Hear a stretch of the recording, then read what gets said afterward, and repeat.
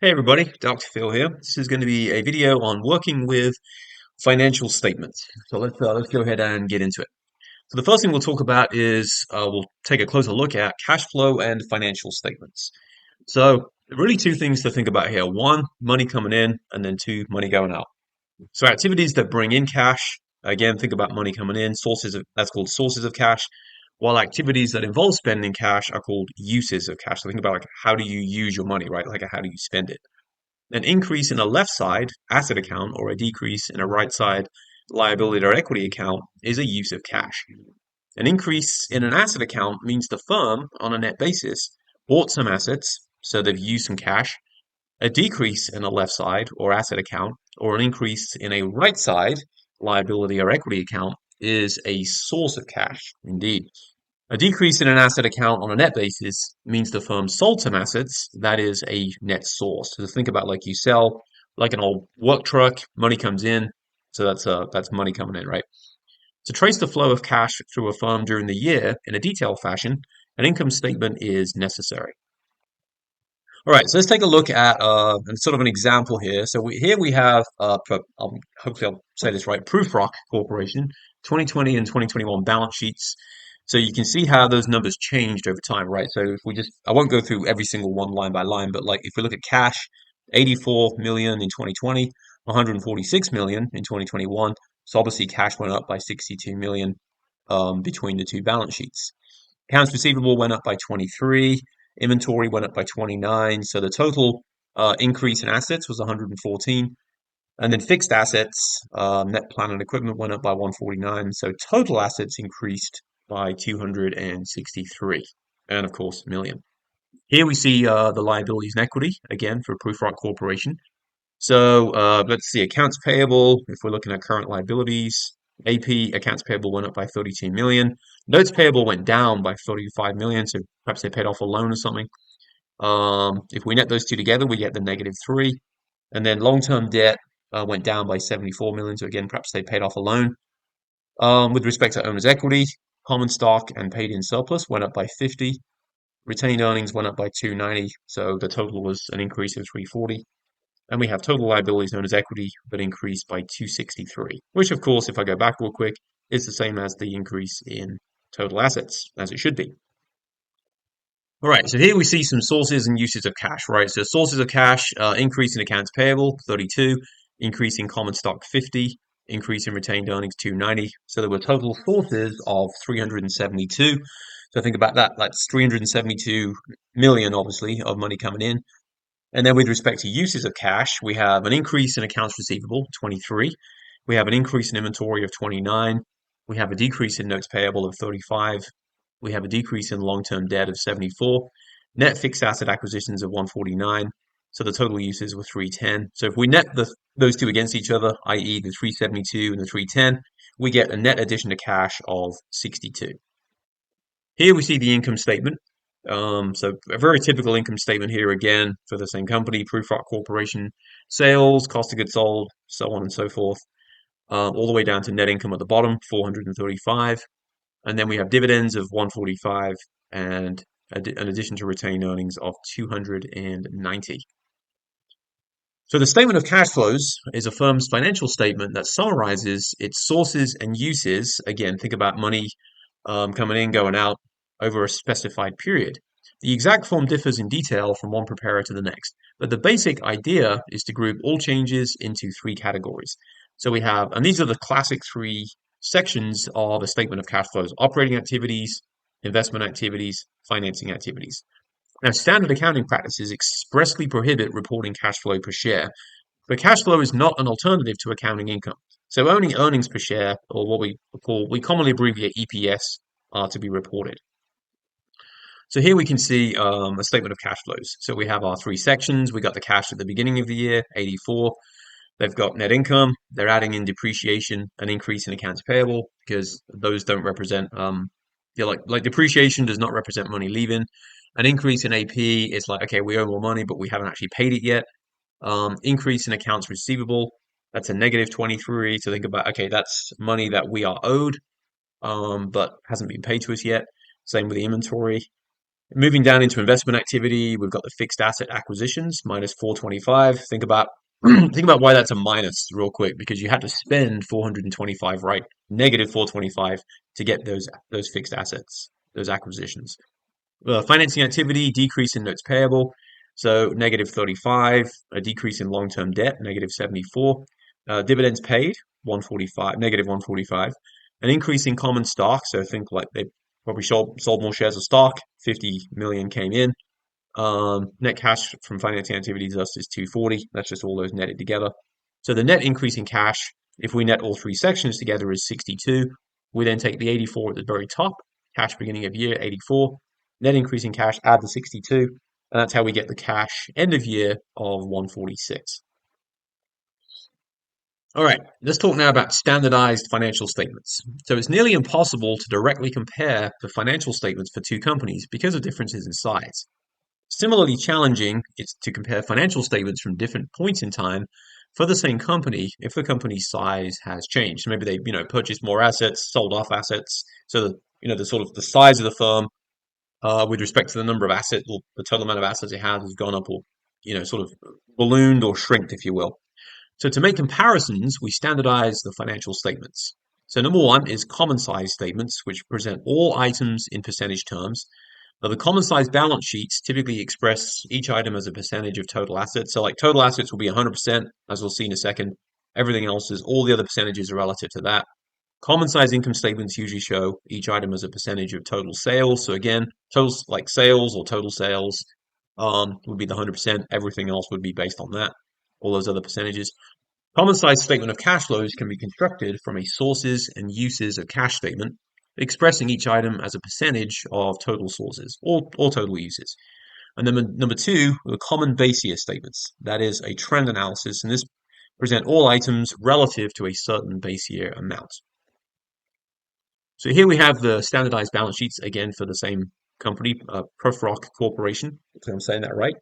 So you can see the assets, all the way through current assets, cash, accounts receivable, inventory, total current assets. We got fixed assets, net plant and equipment, total assets for each year, and then you can kind of see how those are relative to total assets. You notice total assets is 100%, so everything is based on that. So like if I wanted to get cash of 2020 2.5%, I would just take the 84 divided by the 2731, so on and so forth. All right, let's talk about ratio analysis. So another way of avoiding the problems that are involved in comparing companies of different sizes is to calculate and compare financial ratios. Financial ratios are relationships determined from a firm's financial info and used for comparison purposes. Financial ratios are typically grouped into the following categories. So the first is short-term solvency or liquidity ratios. Think about liquidity as nearness to cash. The second one is long-term solvency or financial leverage ratios. The third is asset management or turnover ratios. The fourth is profitability ratios. And the fifth is market value ratios. Different people and different sources seldom compute ratios in the same way, which of course, as you can imagine, leads to confusion. So the current ratio is a measure of short-term liquidity. So if you're a creditor, the higher this ratio, the better. To a firm, a high current ratio may indicate an inefficient use of cash and other short-term assets. We'd normally expect to see or would want to see a current ratio of at least 1. The quick or the acid test ratio is computed just like the current ratio, except inventory is omitted, basically it's taken out, since it's often the least liquid current asset. Relatively large inventories are often a sign of short-term trouble. Think about why, because perhaps they're not selling it. The cash ratio may be of interest to a very short-term creditor, and this is just net working capital to total assets. Low values here might indicate relatively low levels of liquidity, and an interval measure indicates how long the business can continue. Now, with respect to long-term solvency measures, the total debt ratio considers all debts of all maturities to all creditors and has two useful variations, the debt-to-equity ratio and the equity multiplier. The long-term debt ratio is calculated as long-term debt, divided by the sum of long-term debt and total equity. Times interest earned, or TIE ratio, measures how well a company has its interest obligations covered and is often called the interest coverage ratio. So we kind of use those terms interchangeably. The cash coverage ratio is a basic measure of the firm's ability to generate cash from operations and is frequently used as a measure of cash flow available to meet financial obligations. Calculated similarly to the TIE, again, times interest earn ratio, except the numerator is what we call EBITD, and that's earnings before interest, taxes, and depreciation. So that's instead of EBIT, so we've just added in the depreciation. Now, with respect to asset management or turnover measures, inventory turnover tells us how many times the firm sold off or turned over the entire inventory. Days sales in inventory tells us how many days inventory basically sits on average before it's sold. Receivables turnover shows how many times a firm collects outstanding credit accounts and reloans the money. Day sales in receivables provides the average number of days it takes for a firm to collect on its credit sales.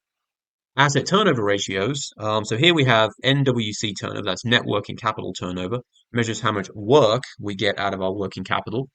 Fixed asset turnover tells us how much the company generates in sales for every dollar in fixed assets.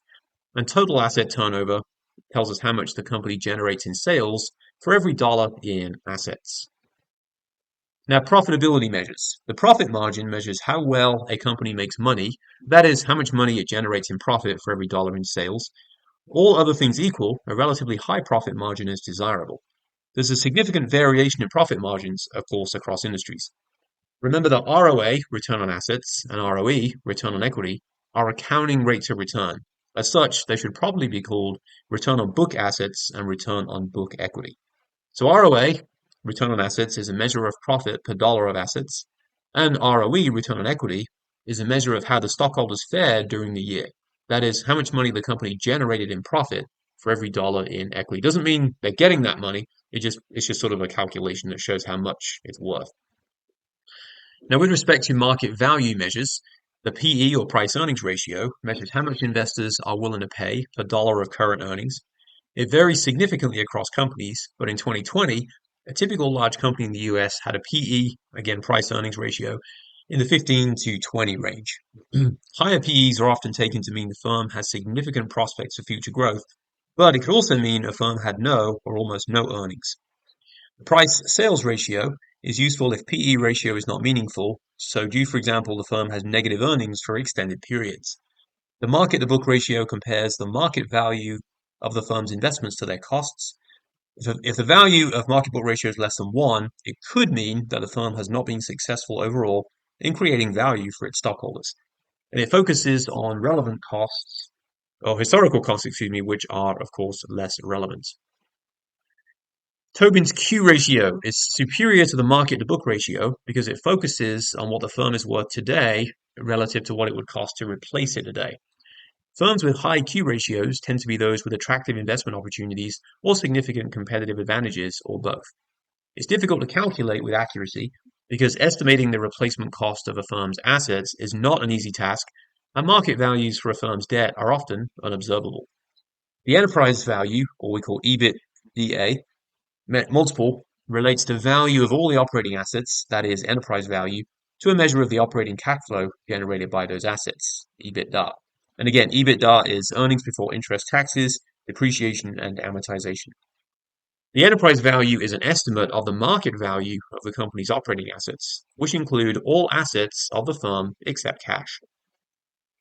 Next is what we call the DuPont identity. So this is the return on equity, which is net income over total equity. So we could multiply ROE by assets over assets, which then expresses the ROE as the product of ROA and the equity multiplier.